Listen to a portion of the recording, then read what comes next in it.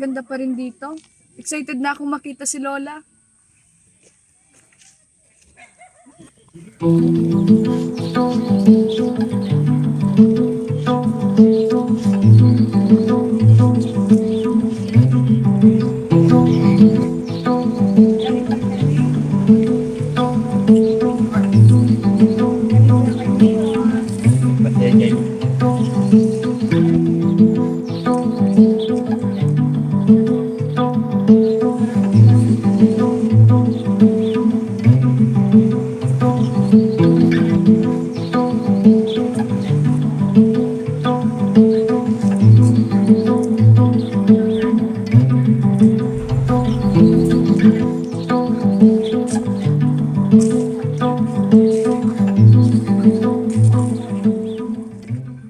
Lola?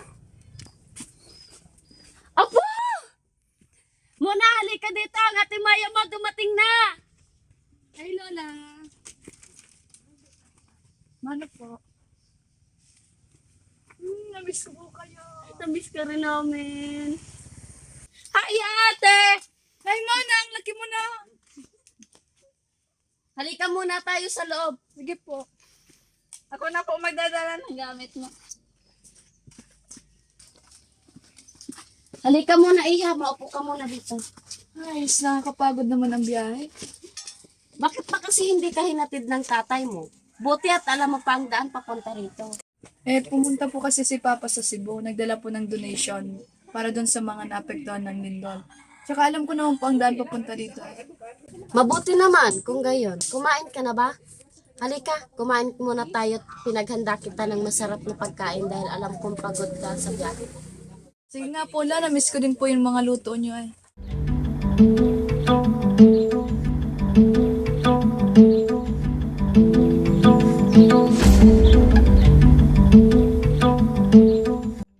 Sarap talaga ng luto ni Lola. Dami kong nakain. Buti naman apo at nasiyahan ka sa aking mga inihanda. La, ate, alis muna po ako. May gagawin po kasi kami ng mga kaklase ko. O sige apo, mag-iingat ka. Opo, ate Maya, iwan muna po kita ha. Sige, ingat ka. Ay, Lola, may tanong po pala ako. Kanina kasi habang pong naglalakad ako, may nakita po ako nagbibigay ng relief sa daan. Di ba po hindi naman nagbagyo dito? Ah, yun ba? Si Mayor Julio yun. Ang alkalde dito sa bayan natin. Mahilig talaga siyang mamigay ng mga relief, tulong para sa ating mga kababayan. Ang bait niya naman po. Ah, oo. Gaya rin siya ng tatay niya. Dati ring alkalde dito na namayapa na. Mahilig talaga silang mamigay ng tulong, mga relief, kaya palagi silang nananalo kada eleksyon. Ah, ganun po ba? Buti pa ang mayor dito. Hindi katulad sa ibang lugar, masasama at halangang kaluluwa. O sige na, Apo, magpahinga ka na muna, doon ka na sa kwarto ni Mona. At ako na lang ang magliligpit dito.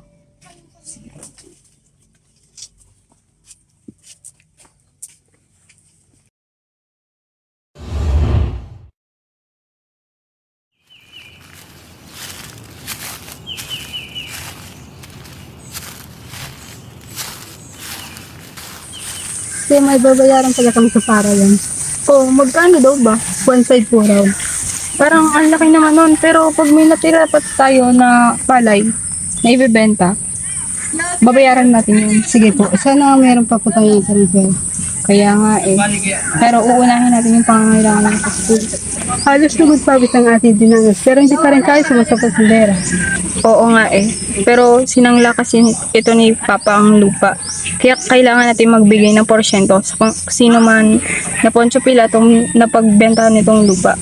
Sila naman tayo. Tayo nagkatrabaho pero ito yung minabong. Di ba si Mayor yun, no? Oo nga eh. Magandang umaga sa inyo. Magandang umaga rin po, Mayor. Ano po may tutulong namin sa inyo, Mayor? Wala naman. Naparito lang ako para kumustahin kayong mga magsasaka. Eto po, kakabenta lang ng ilang sako pero mababa pa rin po ang presyo nito eh. Ganon rin ang reklamo ng ibang mga magsasaka. Bukod pa ron, magbabayad pa sa may-ari ng lupa ng porsyento. Mayor, baka naman po pwedeng pakiusapan ng may-ari nitong lupa. Baka naman po. Hayaan mo't kakausapin kong may-ari ng lupang ito. Natural, kilala ko naman sila. Maraming salamat po, Mayor, kung ganon. Huwag kayong mag-alala. Hindi ko kayo pababayaan. Ako ang bahala sa inyong mga magsasaka.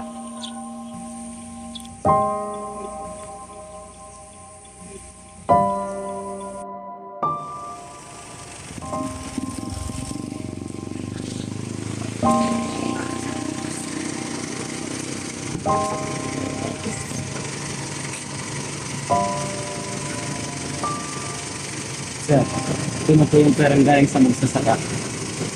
Ito na ba ang lahat, sir?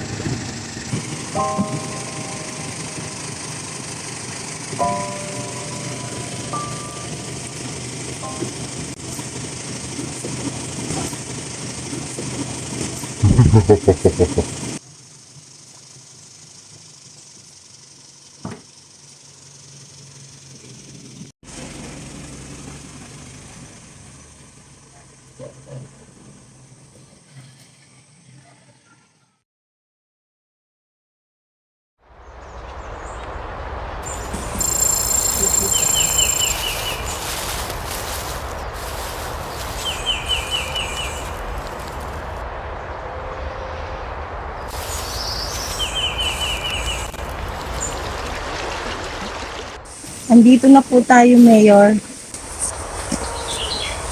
Ito na ba yung dapat gawa ng flood control project? Grabe. Wala man lang ginawa. Ni materyales, wala. Mga tusong nagplano nito. Pinondohan gamit ang buwis ng mga tao tapos gaganituhin lang mga halangang kaluluwa nila. Kung ganitong wala silang nagawang proyekto, malamang binulsa na nila ang buwis ng mga tao. Hindi na sila naawa sa mga nagbabayad ng buwis. Masahol pa sila sa mga demonyo. Hindi talaga mawala-wala sa lipunan ng mga kurakot na yan. Korupsyon talaga ang nagpapahirap sa bansang ito. Kung sino pa ang dapat tumulong, sila pa ang gumagawa ng kasamaan. Hindi pwedeng laging ganito. Hayaan mo pag nanalo ako bilang alkalde sa susunod na eleksyon. Papanagutin natin ang dapat managot.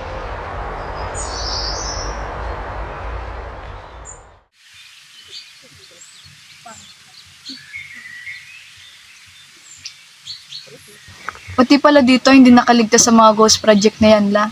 Kahit saang lugar naman, Apo, may korupsyon. Ang kaibahan lang dito sa amin, mabuti ang mayor namin.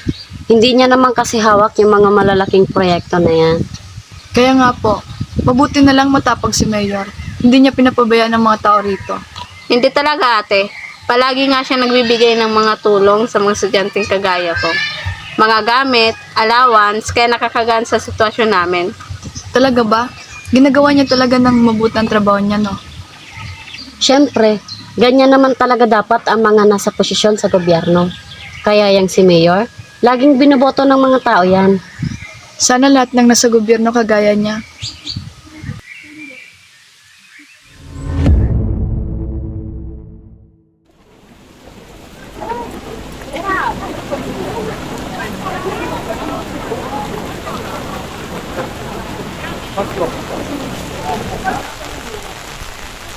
Daming tao ah.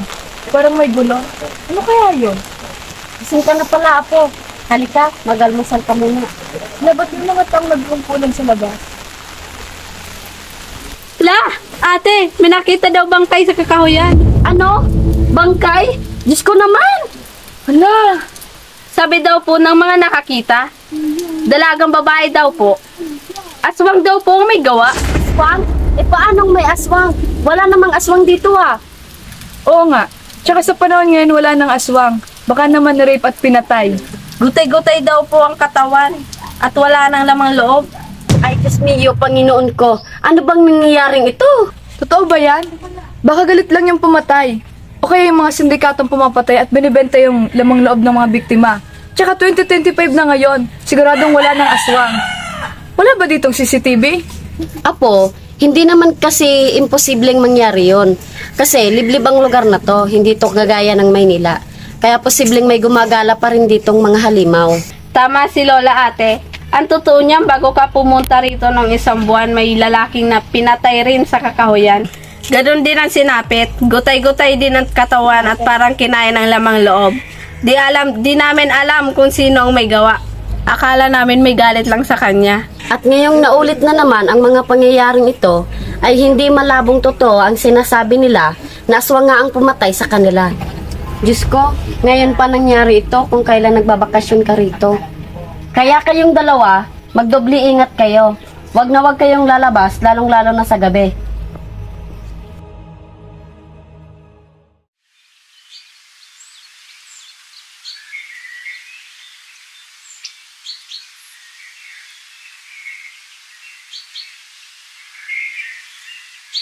Ate, anong ginagawa mo dyan? Parang malalim iniisip mo ah. Wala. Inisip ko lang yung nangyari kanina. Totoo ba talagang aswang yung pumatay? Yan yung pinaniniwalaan ate. Saka meron na pruwebang hindi taong may gawa nun. Imaginin mo, gutay-gutay yung katawan at walang laman loob. Hindi naman ata taong may gawa nun, di ba? Sa bagay, tama ka naman. Siguro hindi lang talaga ma-observe niyang isip ko yung mga sinabi niya. Kasi walang ganyan sa Manila. Ang meron lang doon, magnanakaw, sindikato, adik, mga tao talaga ang gumagawa ng krimen. Kaya kayo, mga apo, lagi kayong mag-iingat ha, umaga man o gabi. Wag na wag kayong magtitiwala kung kani-kanino. Dahil yung akala nyo mga kakilala nyo mga mababait pala, ay mga nagbabalat kayo lamang pala. Last, Mayor. Magandang hapon po, Ma'am Esther. Magandang hapon po, Mayor. Napadaan ka po dito, Mayor. Naglilibot-libot lang po ako sa barangay ninyo upang tingnan ang kalagayan ng mga tao rito. Kagaling ko lang sa sentro. Nag-abiso ako doon para sa ipapatupad na curfew natin. Ganun po ba, Mayor? Pasensya na po't hindi kami nakarating sa pagpupulong kanina. Ayos lang po yun. Kaya ako na lang ang naglilibot para maabisuhan ng mga tao sa malalayo. So ganito po, pagpatak ng alas 5 ng hapon, bawal na tayong lumabas. Maaari po na matiyak ang ating kaligtasan mula sa mga umaaligid ng mga aswang. Lalo na dito sa barangay nyo. Mahirap po rito kasi nakita yung mga bangkay ng biktima. Hanggat hindi po natin nalulutas ang kababalaghan na ito, magdobli ingat po tayong lahat para siguraduhin ang ating kaligtasan. Ang pamahalaan at ang gobyerno naman po ang gagawa ng lahat ng ating makakaya para mabigyan ito ng agarang solusyon. Maraming salamat po, Mayor. Makakaasa po kayo na susunod po kami sa inyong pinatutupad. Sana po ay matapos na po ito. Nakakatakot na po kasi. Makakaasa po kayo, Ma'am Esther, na nagagawin namin ang lahat. Mauna na po kami. Ingat po kayo, Mayor.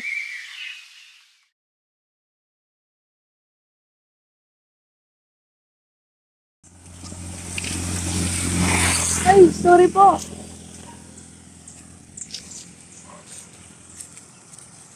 Ano ba yun? Parang walang pakialam. Ang weird naman. Hoy! Hoy! Diyan!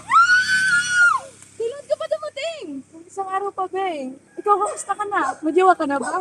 Study first nga ni. Ikaw, baka may gusto kang ipakilala sa akin. Baliw.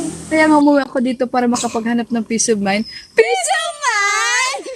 Tsaka yung mga lalaki na yan, panila lang yan ng peace of mind. Tama ka dyan. Nagkalat pa naman ang mga manduloko ngayon sa mundo. Saan ka ba pupunta? Doon sa baryo.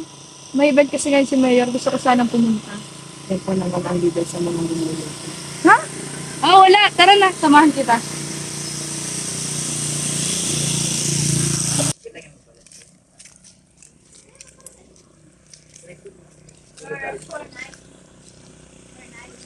Hindi po basta-basta ang problema natin. Hindi sila basta mga normal na nilalang. Malalakas sila at hindi pangkaraniwan. Kaya mas maigi na po habang hindi pa tayo nakakabuo ng solusyon, mag-ingat po tayo ng maigi. Talaga ako sa Mayor niyo. Hindi siya nagkulang sa pagpaalala. At talagang concern siya sa mga nasasakupan niya.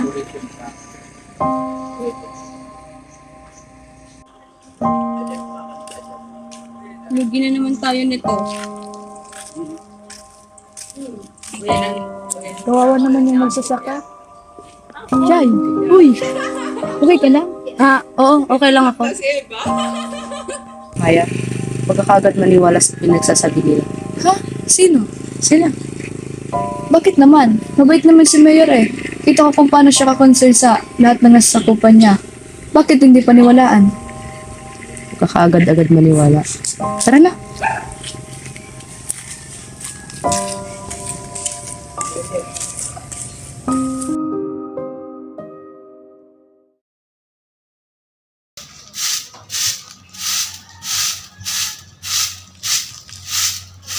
La, ate, May pinatay na naman.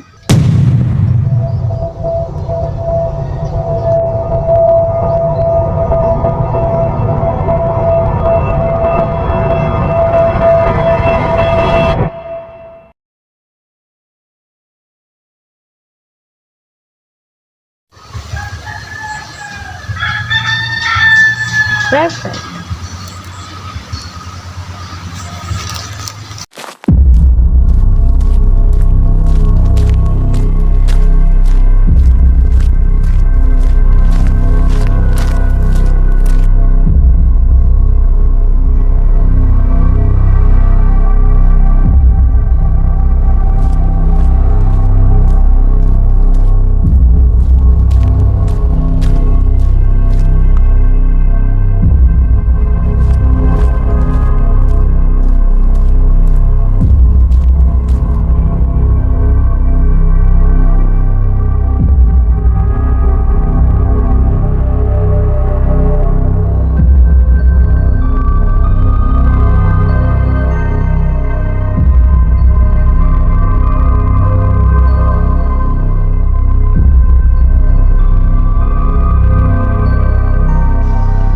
La, ano yun?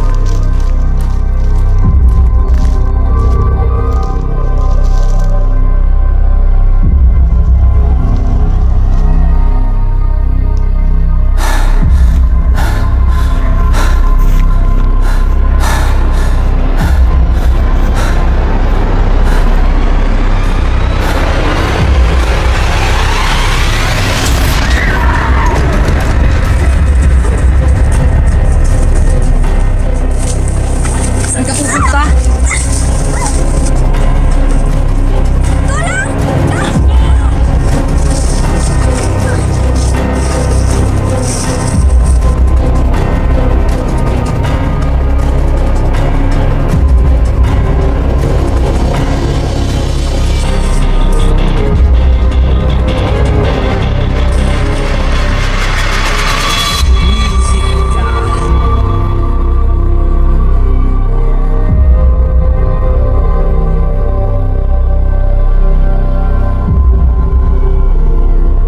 Hinahabol mo pa ako!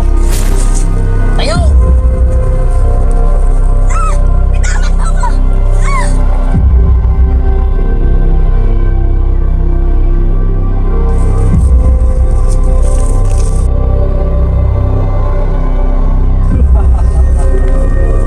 Sabi ko naman sa inyo, huwag kayong magtangkang kalabanin ako.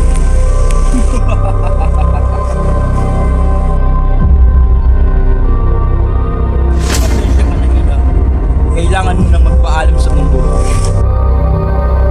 Kakaso po kayo, Ma'am Esther, na gagawin namin ang lahat. Mag-ingat po tayo ng higit.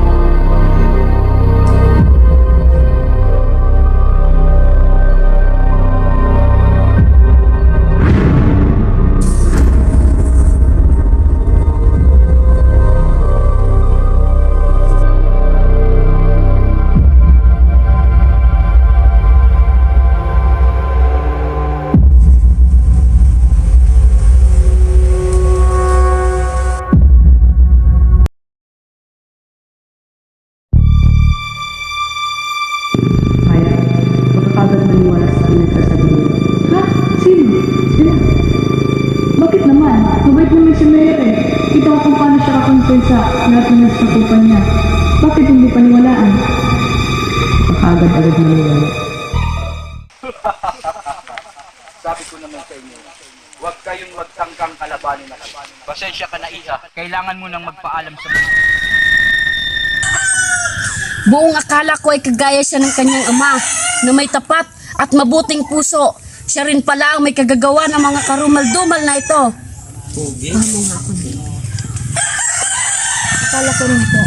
Unang akala ko sa kanya, hindi siya katulad ng ibang mayor. Pero, mas masahal pa pala siya sa halimaw. Kaya sinabihan kita na huwag agad-agad maniniwala. Hindi mo pa siya lubos na kilala, Maya. Marami ka pang dapat malaman. Pinapaniwala niya tayo na tapat siya at matulungin. May mabuting puso sa mata ng mga tao. May mabuting puso si Mayor. Sinadya niya lahat ng to para paniwalaan tayo sa lahat ng kasinungalingan niya. Kailangan malaman ito ng mga tao sa bayan. Hindi tayo pwedeng manahimik lang. May ebidensya tayo. Kailangan mapanagot si Mayor sa lahat ng mga kasalanan niya. Tama ka. May isang taong alam kong makakatulong sa atin. Mas malakas si Mayor at makapangyarihan. Pero kung lahat tayo magtutulungan, mapapabagsak natin siya.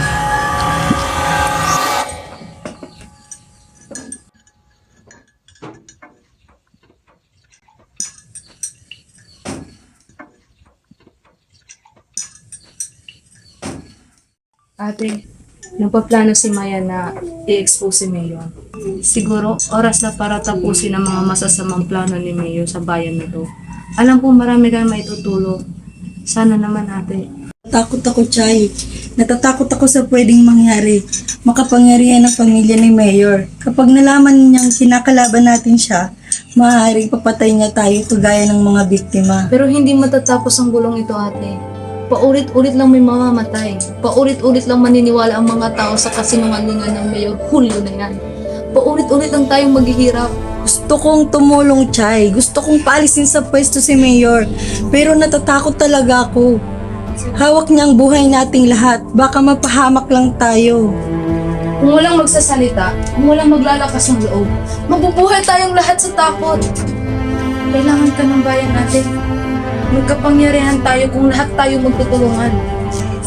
Kahit kaming mga hamak na mamamayan lamang, kung lahat tayo magtutulungan para patalsikin si Mayor, posibleng magtagumpay. Ano pa kaya't kung tutulong ka, lalo na't nasa posisyon ka.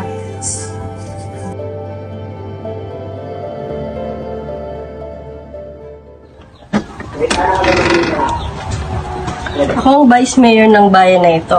Lahat ng kilos ni mayor, pati yung mga hindi niya sinasa publiko, nalalaman ko. Itong files na ito, laman niyan lahat ng mga kasinungalingan at kasamaan ni mayor. Nakalagay lahat ng mga dapat mong malaman sa files na yan. Mga pondong binulsa, mga ghost project, mga lupang ari-arian, at mga politikong kasabwat niya. At listahan ng mga pinapapatay. Lahat ng mga pinapapatay ni Mayor, mga matatalinong taong kumakalaban sa kanya. Mga taong alam ang sistema at kilalang kontra sa kanya. Ayaw niya magsalita sa mga tao laban sa kanya. Kaya kapag may natitimbrehan siya, pinapapatay niya agad. At ang lupang sinasakahan ng mga magsasaka, siya ang nagmamay-ari. Akala ng magsasaka, ibang nagmamay-ari nito. Akala nila, tutulungan sila ni Mayor na kausapin para mabawasan ang problema.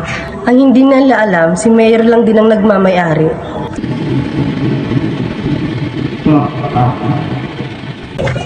At itong flood control project. Paniwalang paniwala sila na ibang tao may kasalanan sa Ghost Project. Kaya tayo pumapalo eh. Wala silang alam. Ano naman ang magagawa nila? Mga mababang uri lang sila ng tao. Ba't hindi ka talaga ulo? Ikaw ang pinakamatalino, pinakamagaling na kilala. At pinakatuso, Congressman. Ano nga po, Congressman, yung pangalan ng kontratang nasa flood control project? Moonwest Construction Incorporated. Moonwest? Sino ba may-ari ng congressman? Ako, no other than me. Believe talaga ako sa'yo. Congressman na, contractor pa. The company itself doesn't exist. Gawa-gawa ako ng kumuha na ako ng fake license, and then boom, nakipagbid ako. Easy money. Alam mo naman, pag sa kanan ng pera, dapat kita kong pinapalitan. Basta safe na yung nakuha natin na bilyon sa flood control project. I got you, Mayor. O siya, mauna na muna ako kasi kailangan ko pang masikasunin yung ibang project. Alam mo naman, another project, another billion.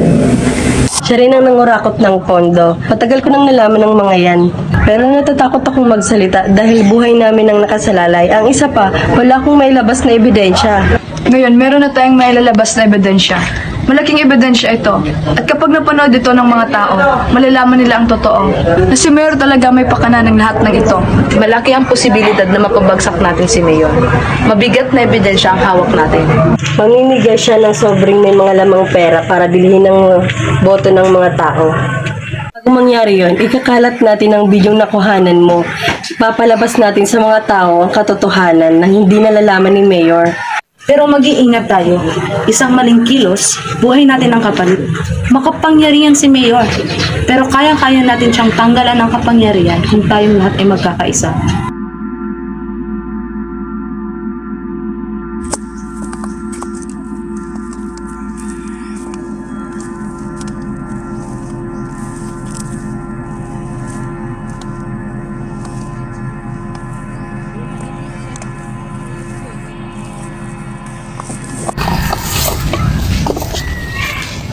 Angela, nasaan na yung porsyento ni boss?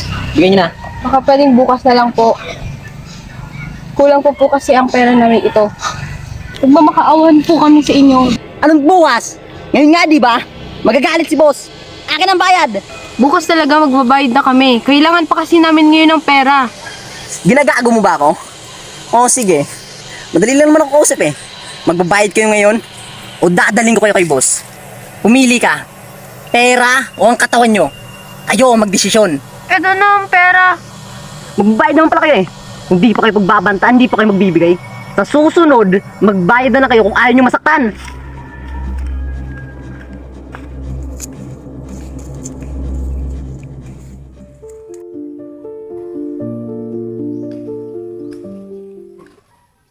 Anong gusto mo, darling? Gusto mo ba ng bagong bag, sasakyan, luxury cars, or dress? Kakabili ko lang kasi ng Louis Vuitton bag eh. Tsaka, naka-order na rin ako sa US ng Range Rover SB. But, may gusto pa akong bilhin eh. Yung Rolls Royce, yung may payong sa loob. I really love the umbrella. It's pretty nice. I really want that, darling. Yes, anything for you, darling. Mamaya, tatawagan ko yung dealer sa US. Magandang araw po, Mayor, madam. Boss, ito na nga pala yung pera. Ayaw ko sana magbigay ng mga hampas lupang magsasakang yan. Kaya yun, kinakap sila nila, dadaling ko sila sa'yo. Kahit kailan talaga, yung mga magsasaka na yan, mga walang isip, akala nila may magtatanggol sa kanila. Diyan sila nagkakamali. Mga walang alam, puro arte, pero wala namang mga silbi. Tignan nyo nga, ang dudumi, madaling paikutin, sunod-sunuran, akala nila may laban sila. Sa sistema natin, sila ang laging talo. Habang sila ay kumakapit sa barya, tayo naman ay umayaman ng todo. Bukas, magkakampanya tayo. Siguraduhin yung lahat ng tao mabibigyan ng sobre. Kailangan nating masigurong mga boto nila. Pera lang naman ang katapat ng mga taong yan. Madali lang makuha ang boto, kapalit ng katiting na salapi na galing sa mga buwis nila.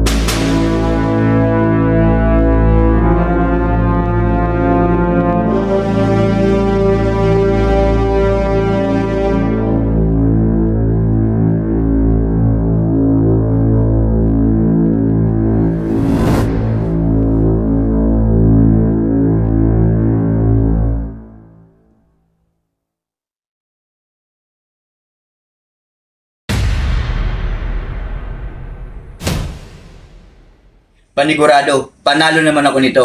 Siyempre naman, ikaw pa.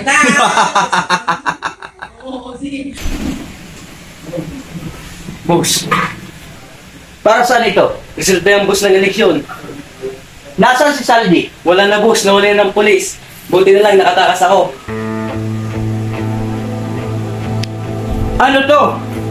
Bakit ako natalo? Akala ko binili natin ang mga boto ng mga tao. Hindi pwedeng mangyari to. Dapat ako ang nanalo. Ano? Natalo ka? Di ba binili mo boto nila? Paano na yan ngayon? Wala na tayong pera. Mas mabuti pa, iwanan na kita.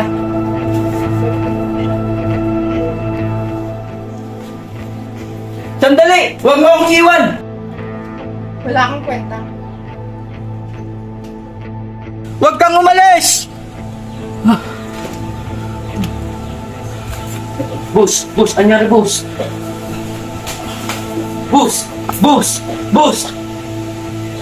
Wala ka dyan!